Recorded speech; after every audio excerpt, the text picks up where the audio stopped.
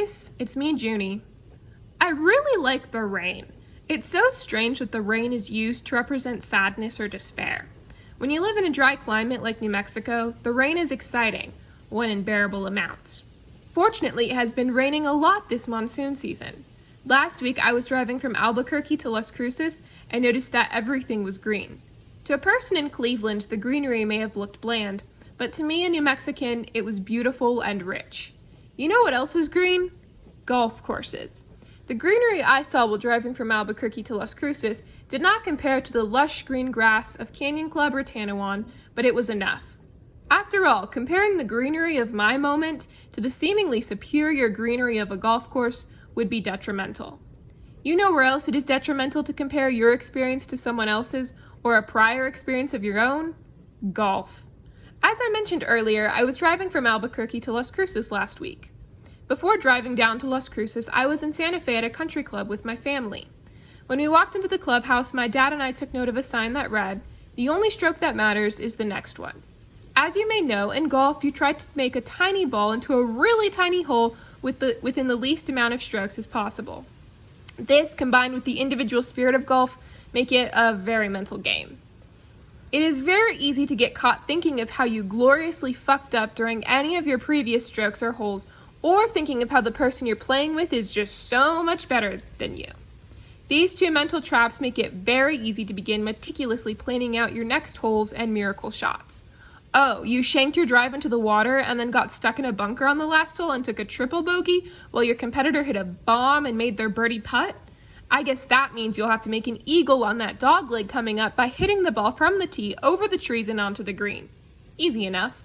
Unfortunately, while dwelling on the past and trying to plan your miracle shots, you get antsy and frustrated and take a swing that is too big and forces you to lose balance and shank another shot.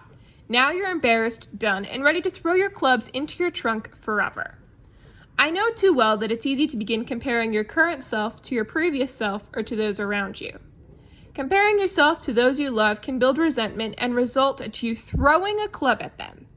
I've thrown plenty of metaphorical clubs, and I'm sure you have too.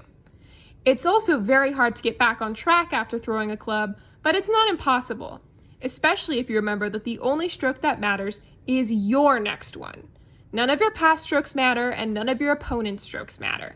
The only stroke that you can control is this next one, so focus on that. Try to enjoy it. If you can't enjoy it, take a deep breath and play smart. You won't be stuck in the rough forever, even if it takes 20 strokes to get out. And even if you're stuck in the rough, at least you have a chance at playing the game. I hope that it's clear how this metaphor relates to life. It became relevant to me more recently when my older cousin, who I consider to be a brother, got his first kiss and more. As you may know, I have never been kissed or even romantically held hands with anyone, and I'm 20. I have never had my rom-com moment, but it's something that I've wanted for years and thought would have happened much, much sooner. So I found myself comparing my round of golf to my cousin's, which makes no sense because we were on different courses entirely, and he's been playing the game 2 years longer than I have. I know that I'm speaking in cliches, but I still think that there's value to be had here. We all will inevitably have stormy and difficult holes while playing golf. Even the greatest players of the game run into difficulty. However, that doesn't mean that the difficulty will last forever. You can always take charge of the moment, and remember that the only stroke that matters is your next one.